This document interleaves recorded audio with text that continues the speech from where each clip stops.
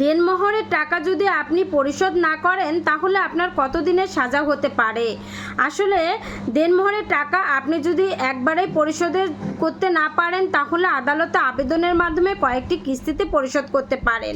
এখন সাপোজ আপনি 20টি কিস্তির মাধ্যমে দেনমোহরের টাকা পরিশোধ করার অনুমতি পেলেন। এখন প্রথম কিস্তিতেই যদি আপনি দেনমোহরের টাকাটা পরিশোধ করতে ব্যর্থ হন ওই কিস্তির টাকাটা, তখন কিন্তু আদালত আপনাকে সর্বোচ্চ একটানা 3 মাসের কারাদণ্ড দিতে পারে। এই 3 মাসের কারাভোগের পরবর্তীতে যদি আবার অন্য কোনো কিস্তির টাকা পরিশোধ করতে ব্যর্থ হন তাহলে আবার একটানা 3 মাসের কারাদণ্ড আপনাকে ভোগ করতে হতে পারে।